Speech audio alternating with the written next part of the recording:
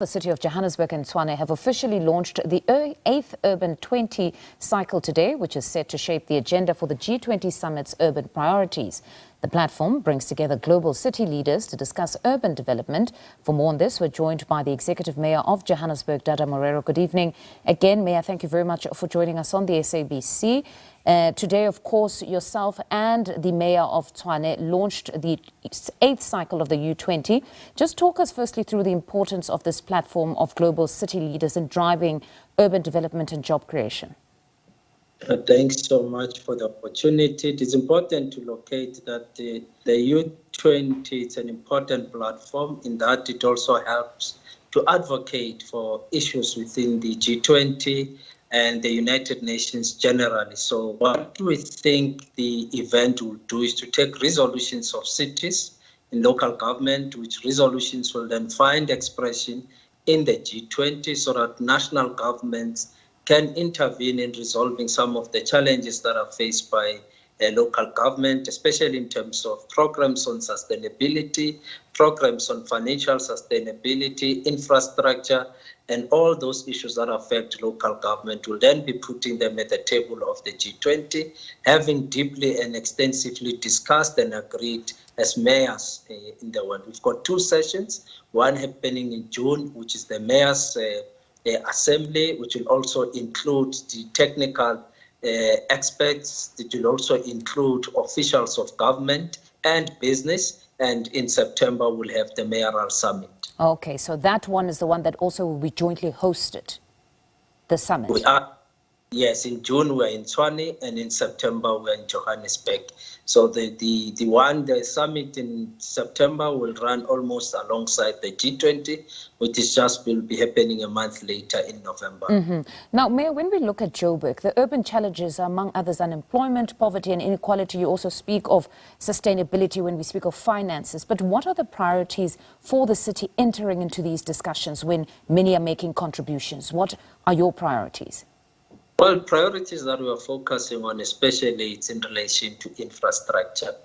We are alive to the fact that most municipalities, in fact, throughout the world, their infrastructure is faced with challenges, and we need to find ways of financing and raising capital to refurbish infrastructure. So these platforms also brings with subnational banks and national banks that also form part of these sessions to look at the pipeline and bankable projects that different municipalities may have, which those subnational and national banks would also have an appetite to fund, understanding that local government throughout the world, their revenues have shrunk as a result of economic challenges in a lot of countries, especially in Africa, and it becomes necessary that we collaborate as local government to find solutions and sustainable solutions to the challenges that local government is faced with throughout the world. You were quoted as saying that you'll also advocate for funding for climate change. Just unpack this for us. Yeah, we'll continue to advocate. You know that there are institutions internationally that have raised money, whether it's governments, it's private sector businesses that have come together to put up money. So we will be advocating for money on climate change so that as local government we can benefit from climate change funds that are existing throughout the world. So that's part of what U20 will also be looking at, and how best through the C40 we can be able to raise finance and support, engaging organizations that the World Resource Institute and all other institutions world over, so that we can have the support. We do have a climate change plan, a climate action plan, which intends to define what is it exactly we want to see and how that climate action plan can be supported and funded. Mayor, lastly, your revenue has been shrinking over the years. And really now, many have said that it's been essentially because of the wrong characterization that most of the revenue would come from the water, your electricity. It hasn't been the case. How are you looking to deal decisively with this issue of a shrinking revenue?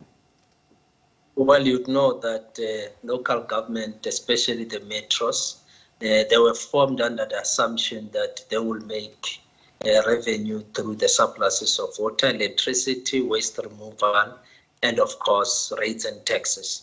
And over the years, we've seen customers moving away from electricity to alternative sources of energy. We are also now experiencing a lot of customers doing boreholes, which has affected our revenue quite seriously. And one of the issues we want to do is to restructure the financing of municipalities. And in fact, there's a new discussion in the white paper on amendments on local government legislation, so that it can help us to respond, firstly, to how we finance local government, which may also include changing the current share, equitable share, so that we can find expression and find more benefits as local government. So that's what we're trying to do in the discussions on the amendment of the local government legislation. And the intention is really to find better ways of financing local government. Mm-hmm. So in this restructuring, among the proposals is not perhaps now increasing the rates for the citizens, because that remains the fear, that if you're saying you've got a lot that are moving away using alternative electricity, some when it comes to water, they're boreholes, then many think that if there's a shrinking revenue, those that are left that don't have those alternative means would then be the ones that are perhaps seeing themselves having an increase in their rates. Now, fortunately, the rates and taxes are always subjected, or rather generally, the tariffs in local government are subjected to public participation, whether through our IDP sessions where customers and communities can comment. And we are always trying to make sure that as we do tariffs increase, we are alive to the effect of the challenges that communities, residents and customers are faced with. So we'll not just come out and increase the rates unless we are convinced that indeed we need to increase, and communities would have also made their comments. So we don't think the restructuring of financing of local government should be a burden to our customers, but in fact, whatever restructuring we do should be a benefit to the residents of Johannesburg, or rather generally to municipalities, to ensure that municipalities can survive. But in that survival, we should also take into account the challenges of our residents. And we will not come out and say we're increasing without having engaged. And also, we will not just increase without having understanding where is the state of the economy. Is the economy responding to job creation? Is it growing to justify whether we should increase our tariffs? So we tread very carefully when it comes to increase of tariffs, when it comes to increase of our rates and taxes. All right. I'm sure some will find comfort in that statement, that you tread very carefully and there will be participation if there's going to be an increase. Mayor, thank you very much for joining us this evening.